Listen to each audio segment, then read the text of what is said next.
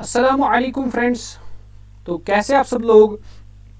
उम्मीद है सब लोग खैरियत से होंगे, आफियत से होंगे। तो ये आज हमारा पार्ट नंबर 21 है एमसीक्यू सीरीज स्टैटिस्टिक्स का।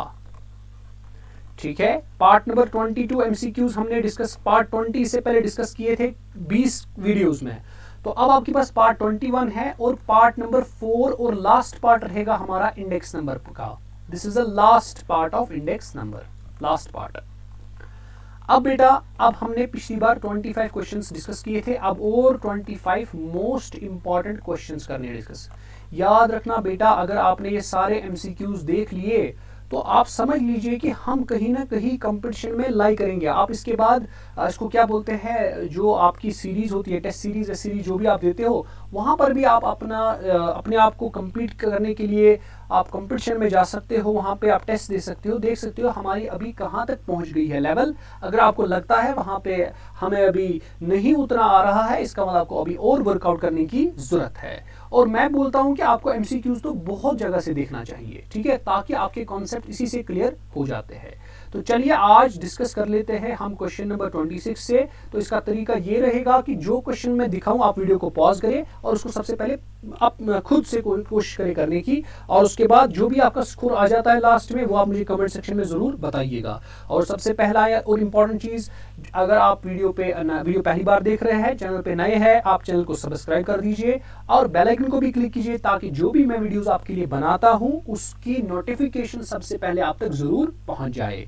और सबसे बड़ी चीज, आपको टेलीग्राम लिंक भी मैंने प्रोवाइड करके रखी होती है डिस्क्रिप्शन में, उसको देखा कीजिए और वीडियो को भी एंड तक देखा कीजिए और सब्सक्राइब भी किया कीजिए, इससे मोटिवेशन भी हमको मिलती है। तो चलिए अब हम स्टार्ट करते हैं अपना lecture number part number 21 on MCQ statistics and last part number 4 on ideal number, index number. So which of the following formula satisfy the time reversal test. मैंने आपको बोला है बेटा, टाइम रिवर्सल टेस्ट जो होता है, एक होता है हमारे पास फैक्टर रिवर्सल टेस्ट, एक होता है हमारे पास टाइम रिवर्सल टेस्ट। मैंने आपको लेकिन बोला है टाइम रिवर्सल टेस्ट जो होता है ना ही वो लेस्प्रीज फॉलो करता है, ना ही वो पास्ट चीज फॉलो करता है। याद रखना, टाइम रिवर्सल टेस्ट जो होता है, टाइम रिवर्सल टेस्ट, इसको दो बंदे नहीं फॉलो करते। एक तो लेस्प्रीज मेथड भी नहीं करता है, लेस्प्रीज इंडेक्स नंबर, और पास्ट चीज भी नहीं करता है, लेकिन फिशर्स करता है। हाँ, फिशर्स तो करता है, हर कोई टेस्ट करता है फिशर्स फॉलो, लेकिन एक के बगैर। कौन सा एक नहीं करता है वो आप मुझे बोलोगे कमेंट सेक्शन में। When the price of a divided by the when the price is divided by the price of the preceding year, ये is है यहाँ पे, करेक्ट कर लेना। When the price is divided by the price of the preceding year, we get, simple है। आप बोल रहे हो अगर आप P1 करंट ईयर का प्राइस है, डिवाइड बाय करोगे पिछले साल का प्राइस, तो आपको क्या मिलता है? आपको बेटा जी सिंपल से मिलता है लिंक रिलेटिव मिलेगा आपको, रिलेटिव निकलेगा ना आपको, ठीक है। क्यों? क्योंकि आप यहाँ पे मल्टीप्लाइड पे, वो अगर होता ना समीशन में करना है फिर मल्टीप्लाइड बाय 100 भी होता, तो तब आपका निकलता क्या निकलता? सिंपल रिलेटिव निकलता आपका। लेकिन यहाँ पे तो वैसा कुछ नहीं है, इसका मतलब लिंक रिलेटिव यहाँ पे निकलेगा। चलिए आगे चलते हैं हम। The most appropriate average in the price relatives is. याद रखना है, याद रखना है, हम जब प्राइस रिलेटिव निकालते हैं ना, उसमें सबसे जो अप्रोप्रिएट एवरेज होता है निकालने का, क्योंकि हम कैसे निकालते हैं प्राइस रिलेटिव्स को, जब हम उसका मतलब उससे हम इंडेक्स नंबर निकालने की कोशिश करते हैं, हम करते हैं summation P1 divided by P0 multiplied by 100 whole divided by n। तो यहाँ पर हम क्या करते हैं, यहाँ पर एक्चुअली हम क्या कर रहे हैं, ये हम अरिथमेटिक मीन से निकाल रहे हैं, लेकिन जो मोस्ट अप्रोप्रिएट एवरेज होता है प्राइस रिलेटिव्स को एवरेज निकालने के लिए, मोस्ट अप्रोप्रिएट मेथड उसको बोलते हैं ज्योमेट्रिक मीन, ठीक है। उसके बाद हमारा next question number 29, in constructing index number geometric mean relatives are.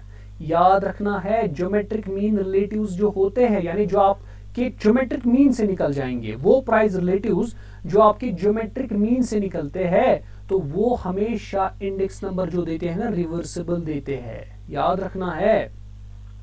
आगे चलो बेटा, आगे चलो। The most suitable method average in chain based method is. तो चेन बेस्ड मेथड में आपका सबसे बेस्ट एवरेज कौन सा यूज होता है? तो वो आपको याद रखना है, ज्योमेट्रिक मीन ही होता है।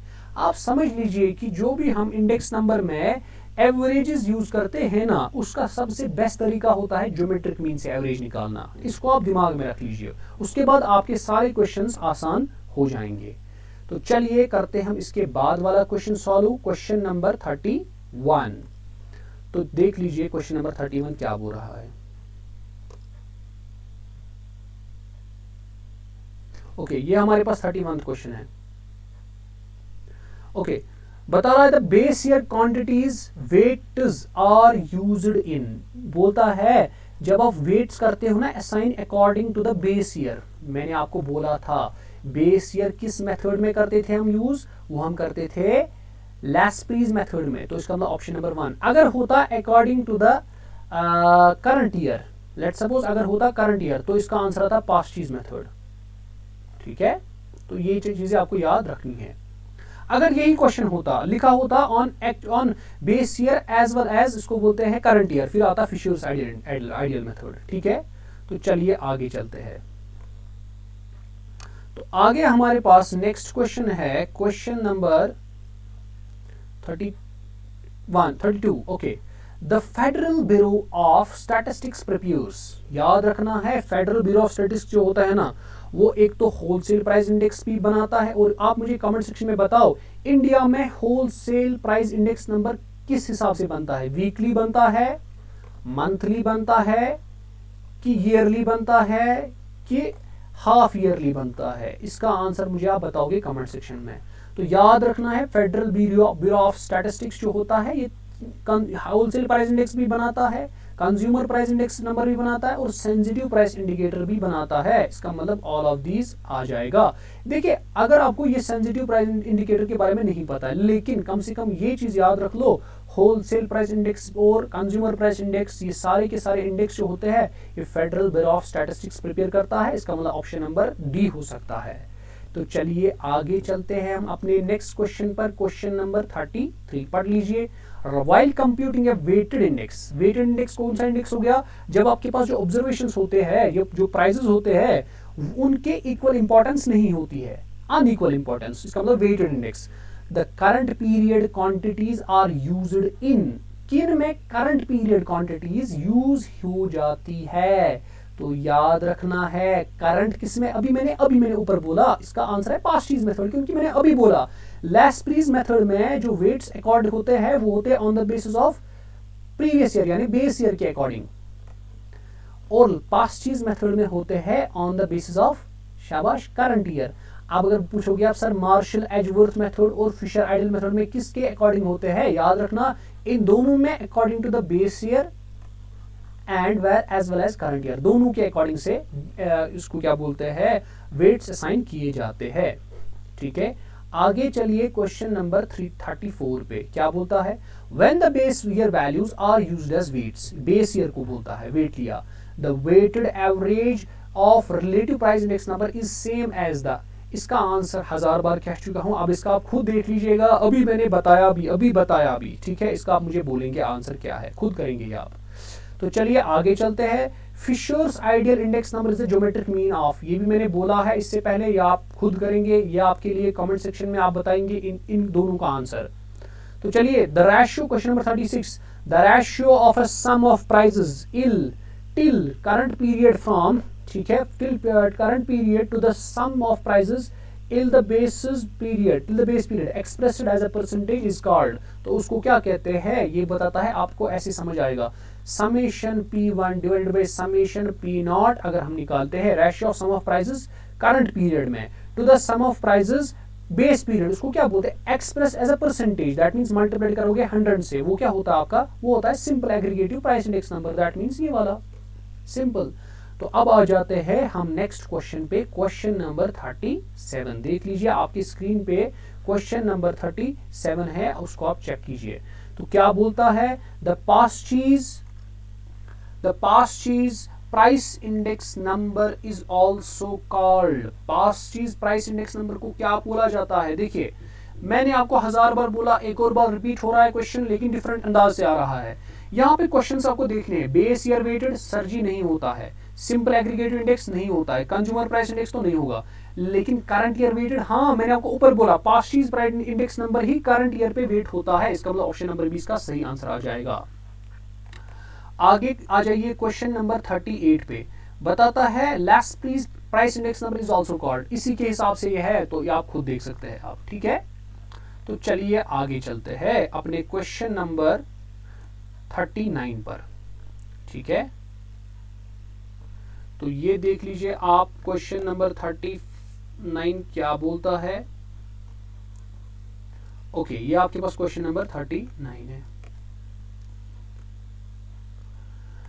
बताता है index number calculated by Fisher's formula is ideal because it satisfy, ठीक है। तो बताता है इंडेक्स नंबर जो हम फिशर्स फॉर्मूला से निकालते हैं उसको क्यों बोलते हैं ideal, because it satisfy circular test, factor reversal test, ठीक है क्या। अच्छा, लेकिन यहां पे इसको थोड़ी गलती हो गई है, याद रखना है फिशर्स फॉर्मूला जो है ना, फिशर्स आइडियल इंडेक्स, वो सर्कुलर टेस्ट को फॉलो नहीं करता है, तो क्वेश्चन में थोड़ी गड़बड़ है, ठीक है। तो भी इसको आप भी देख लेना, मैं भी और देख लेता हूं, मुझे लगता है क्वेश्चन में गड़बड़ है, क्योंकि फिशर्स आइडियल इंडेक्स जो होता है वो सर्कुलर टेस्ट को फॉलो नहीं करता, हाँ फैक्टर रिवर्सल टेस्ट को और टाइम रिवर्सल टेस्ट को तो फॉलो करता है, लेकिन सर्कुलर को तो नहीं करता है। तो मेरे ख्याल से इसका आंसर होना चाहिए, ये तो गलत क्वेश्चन बन गया। अगर यहाँ पे यूनिट टेस्ट होता तो इसका answer all of the above होता, तो यहाँ पे इसको थोड़ा गड़बड़ है, तो आप देख लेना, आप भी चेक कर लेना, मुझे कमेंट सेक्शन में जरूर बताइएगा क्या इसका आंसर आ जाएगा, क्या ये क्वेश्चन गलत है या नहीं है।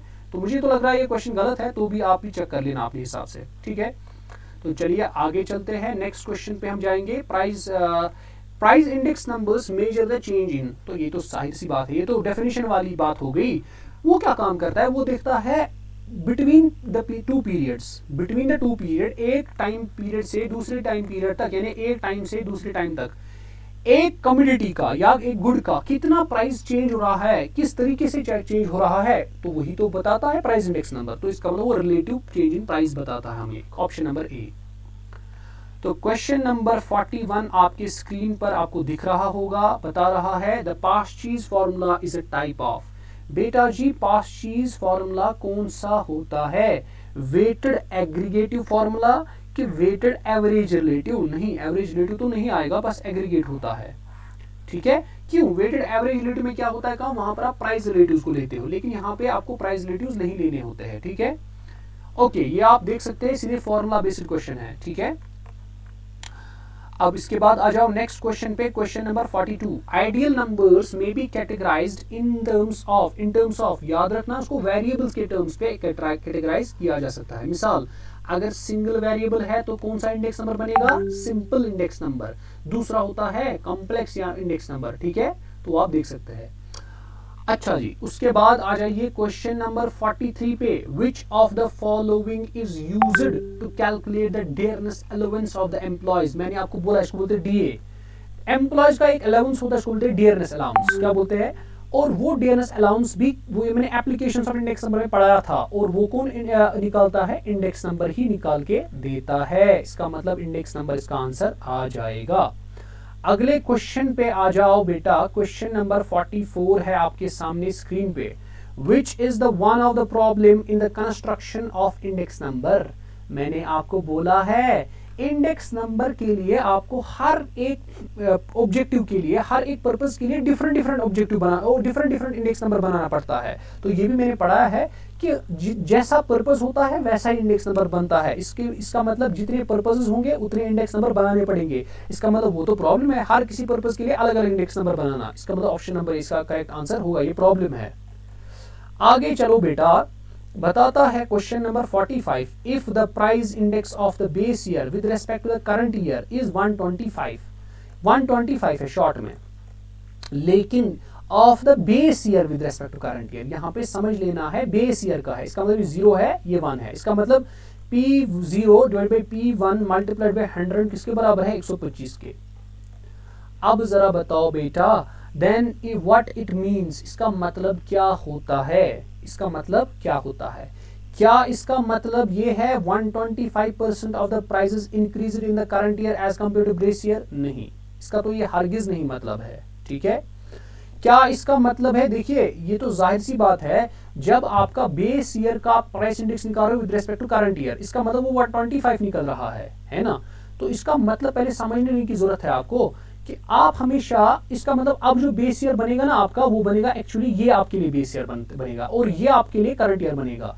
आपको पता है बेस ईयर को क्या लेते हैं 100, इसका मतलब बेस ईयर को 100 लेते हैं, इसका मतलब ये 25% ज्यादा आ रहा है, यानी जो बेस ईयर आपको उधर से लिख रहा है उसका 25% ज्यादा आ रहा है, किससे, वो आ रहा है करंट ईयर से। लेकिन आपको यहाँ पे सर बोलोगे 25% एक ही, ये तो ऑप्शन इसी तरह एलिमिनेट हो गया, ये भी एलिमिनेट हो गया।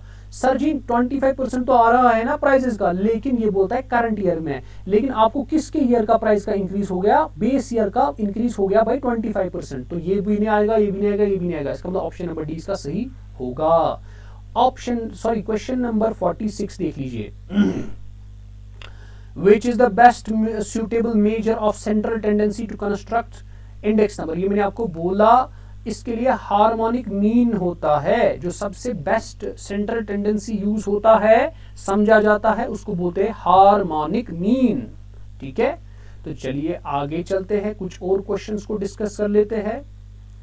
क्वेश्चन नंबर 47 क्या बोलता है, which one of the following is not the problems in the construction of index number?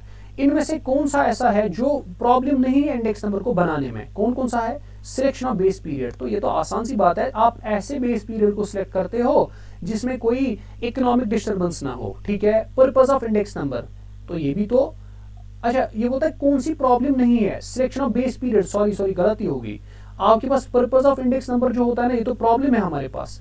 Weights according करना, अब देखिए वेट्स क्यों प्रॉब्लम है, बेस पीरियड भी एक प्रॉब्लम है, देखो क्यों, ये मैंने गलत बोला, बेस पीरियड को आपको इसलिए प्रॉब्लम है, आपके पास ईयर्स बहुत होते हैं, मिसाल अगर हम 11 से बात करेंगे, 2011, 2012, 2013, मिसाल 2020 भी आएगा, 2021 भी आएगा।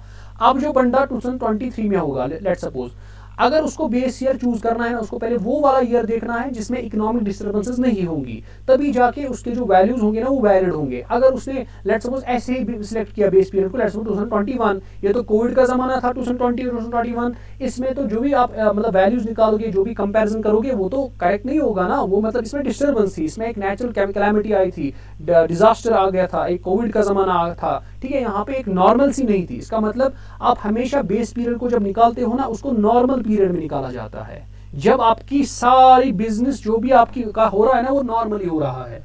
इसका मतलब याद रखना है, बेस पीरियड भी प्रॉब्लम है और इंडेक्स नंबर का पर्पस भी प्रॉब्लम है।